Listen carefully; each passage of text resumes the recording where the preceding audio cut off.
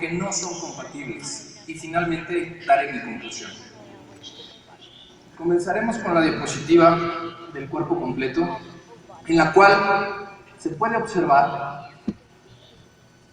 que el cuerpo que se va a analizar está en una vitrina de exposición en la cual el cráneo es de un tamaño superior a las dimensiones normales, tiene diferentes rasgos de traumatismos que fueron de impacto a gran velocidad, como por ejemplo en la barbilla, por debajo del arco cigomático, que sería la mejilla del lado derecho, lesiones bipalpebrales por debajo y por encima de ambos párpados, a nivel del cráneo, y una lesión superior en el cráneo.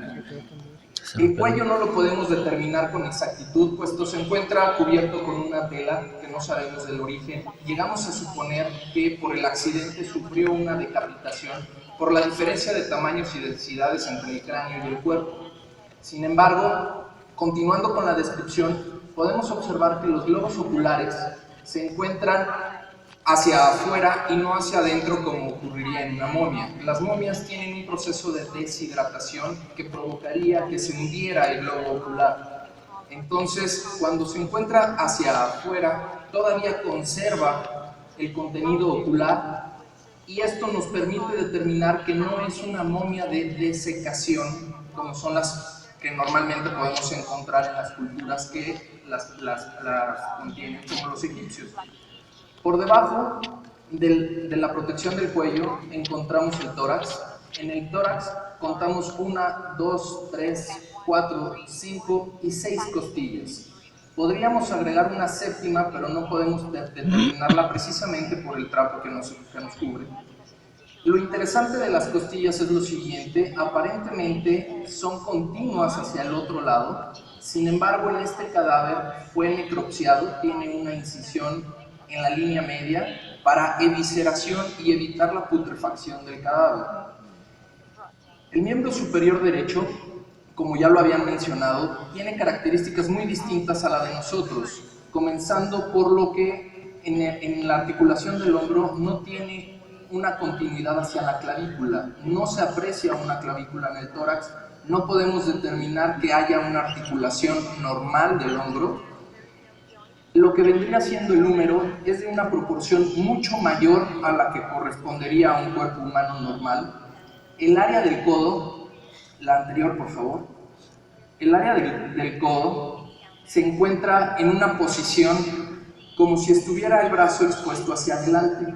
Sin embargo, si continuamos la línea, vemos que la mano está en una posición de anteroversión, que se llama pronación, lo que produciría que la posición del brazo se encuentra en una anomalía anatómica, lo que nos determina que la articulación del codo es totalmente diferente a la de un ser humano. En la muñeca no se encuentran los huesos que nos permiten hacer los movimientos, que son los huesos del carpo, y continuando con la mano podemos visualizar 1, 2 y 3 falanges. No podemos determinar, porque no se aprecia en la fotografía, la existencia de un pulgar que haga oposición y permita la aprehensión, pero sí se puede llegar a determinar que este ser tiene solamente 3 dedos. Del otro lado, en el miembro superior izquierdo, esta es una deficiencia de la toma de fotografía, no es ninguna fractura de la muñeca, ni expone tampoco la articulación de la muñeca, pero sí permite otra vez determinar que la posición es anómala a la cual sería anatómicamente funcional en un ser humano.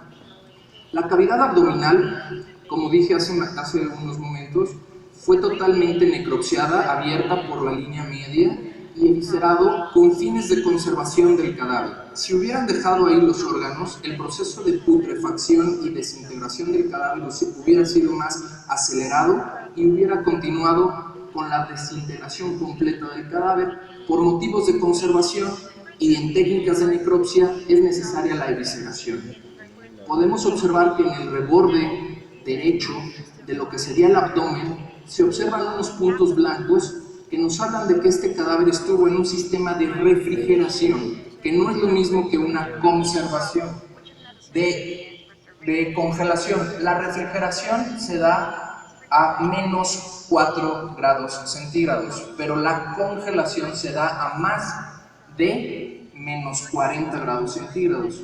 En esta toma podemos apreciar que en la región de la pelvis, lo que correspondería a la pelvis, no se aprecia ningún hueso del área pélvica, no se aprecia ningún hueso del pubis y no se aprecia ninguna cresta ilíaca. Sin embargo, sí se continúa una articulación hacia los miembros inferiores.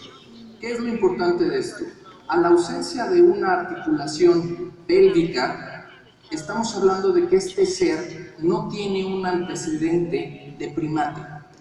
Además de que coincide en el pecho con la ausencia de glándulas mamarias o pezones, lo que disminuye considerablemente la probabilidad de que sea siquiera un mamífero. Continuando hacia los miembros inferiores, tenemos que el miembro inferior derecho se encuentra amputado con una característica de arrancamiento, lo que coincide nuevamente con una situación del mecanismo de trauma a alta velocidad. El miembro inferior izquierdo tiene una continuidad en donde no se aprecia una rodilla porque no se aprecia el reborde de la patela, que es la rótula.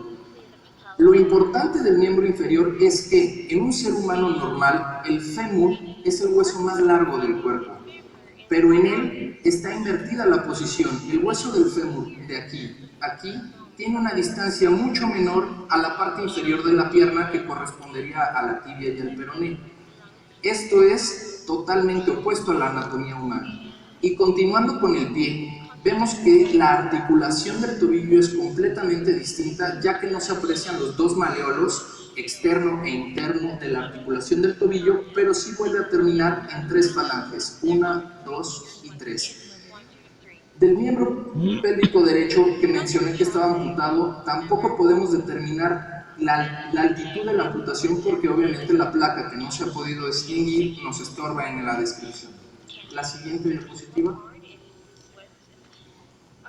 En comparación, podemos determinar lo siguiente.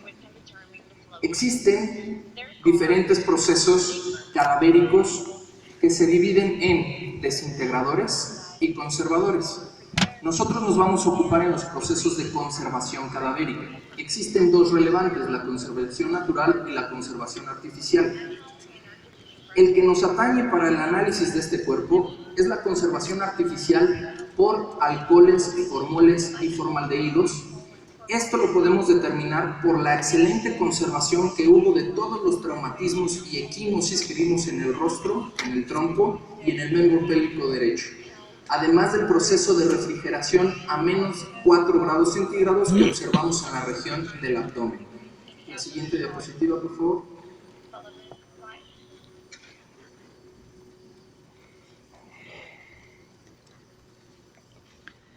Una vez analizado esto, vamos a determinar las diferentes anomalías o patologías que podemos encontrar. Tenemos lo que es la macrocefalia, que es el tamaño aumentado del cráneo, la talla baja y anomalías osteomusculares. Dentro del cráneo están las lesiones que ya les había mencionado, las equimosis, que nos determinan el proceso de conservación con formaldehídos, alcoholes y formoles, dando un tono distinto a la piel, un tono ocre amarillento. Y lo que vemos en la frente es un escalpe, que en la mecánica del trauma presupone que este individuo recibió un choque sobre el lado derecho de la cara y que continuó hacia su lado izquierdo y superior, siendo coincidente con la mecánica del trauma de un accidente a gran velocidad. La siguiente. En la descripción de las patologías, la Organización Mundial de la Salud tiene una lista de 8.000 enfermedades consideradas como raras. De esta lista de 8.000 enfermedades consideradas raras, 455 están relacionadas con alteraciones dismorfológicas del tipo esquelético. De estas 455, 57 fueron tomadas en relación para el dictamen forense, ya que contenían 2 o más características similares al cadáver. Sin embargo, de estas 57 patologías o síndromes, únicamente 4 coinciden en totalidad con el cadáver. Lo importante de estas 4 es que ninguna de ellas es compatible con la vida, es decir, todas terminan en aborto o con una sobrevida no superior al mes. ¿Cuál es la relevancia de esto? Que todas estas patologías efectivamente causan alteraciones, dismorfismos, alteraciones en la columna vertebral, en los huesos, acortamiento de las articulaciones, de las distancias entre cada hueso, pero ninguna llena o satisface en totalidad las características observadas en el cadáver. Esto nos lleva a la conclusión de que el cadáver que estamos analizando se encuentra fuera de contexto de las patologías o los síndromes conocidos por la humanidad y avalados por la Organización Mundial de la Salud. Las patologías son las siguientes. Macrocefalia. El tamaño normal de un adulto son 7 veces su cráneo en la altura y 3 en su ancho. El cadáver analizado tiene 4 veces en su altura y una correspondencia del ancho de su cabeza con el ancho de sus hombros. La siguiente.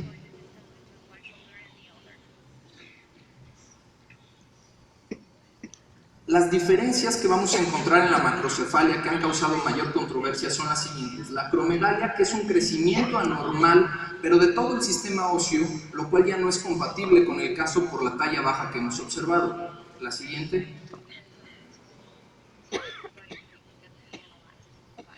El tamaño del cráneo es del mismo tamaño que del tórax y el abdomen juntos, lo cual tampoco es compatible en ninguno de los síndromes analizados.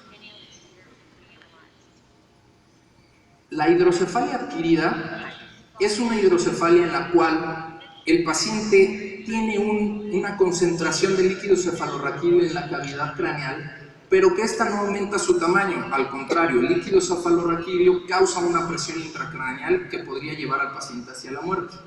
La otra es la hidrocefalia congénita. Esta hidrocefalia congénita sí se nota con una amplitud del cráneo porque las suturas craneales no se encuentran solidificadas y por lo tanto puede desplazar el tamaño del cráneo, pero ninguno llega al tamaño completo del ancho de los hombros como lo vemos en la fotografía. La siguiente. En tamaño en relación, el globo ocular ocupa en el ser humano el 98%, en el ser humano ocupa el 70-80%, mientras que en el espécimen ocupa el 90%, el 98%. Esto da en relación a lo siguiente. Nuestro espacio orbitario tiene una relación directa con el piso que marca el hueso cigomático, que en el espécimen está desarrollado hacia la parte de abajo con una angulación y una disminución del hueso. La que sigue, por favor. Esto altera completamente las características faciales. Aquí está lo que les mencionaba del ojo, del globo ocular. La siguiente, por favor.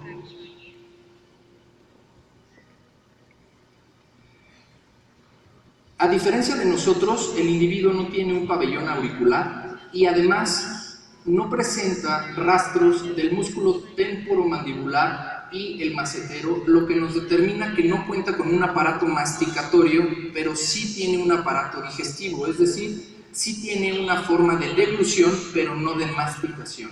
La siguiente.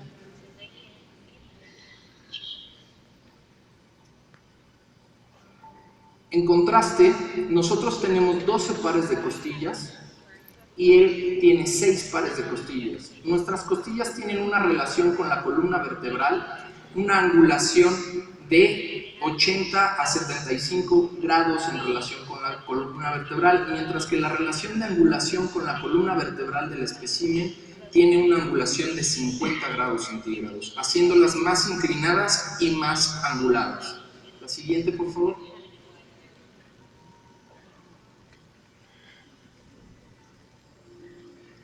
Como les mencioné, la relación del brazo en nosotros es más grande el húmero que el radio y el cúbito, y la relación en el espécimen es de 1 a 1.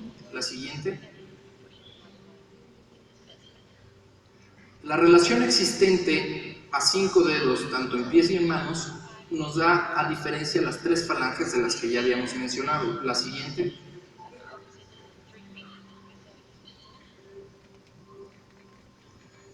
La relación del miembro pélvico inferior el fémur es el hueso más largo del cuerpo y en relación con el espécimen está totalmente invertida esta relación. La siguiente. Esto nos da una alteración completa de la talla que en comparación con la persona que se encuentra atrás de la diapositiva podemos calcular que el espécimen tiene una altura aproximada de 1,20 m. Además de que, si podemos analizar, el ancho de la cadera, el ancho de ambos miembros pélvicos es el equivalente al ancho de la pierna de la persona que se encuentra atrás. La siguiente. Todo lo anterior nos lleva a la siguiente conclusión. Las características que presenta el espécimen sí serían compatibles a cómo se observaría un feto entre los 5 y los 7 meses de gestación, pero por la estatura que tiene, 1,20 m contra los 30 centímetros, nos corrobora la incompatibilidad con la vida humana conocida. Por lo tanto, llegamos a la siguiente conclusión.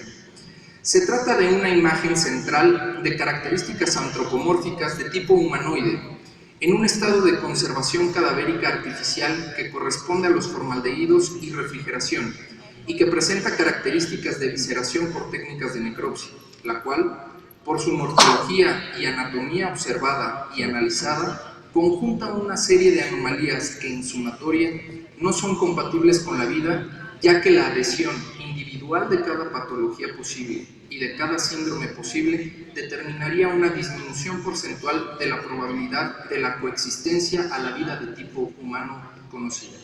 Muchísimas gracias.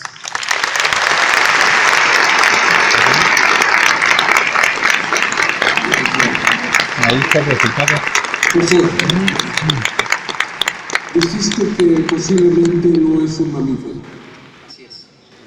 No es un mamífero porque, de característica principal, toda la especie de mamíferos tiene mamas. Tiene glándulas mamarias, tiene tetilla, tiene pezón, en cualquier especie. Aquí no observamos ningún residuo o reminiscente de glándulas mamarias en el área del tórax o incluso en la demás parte del cuerpo. ¿Qué podría ser entonces? Difícilmente se podría determinar a esta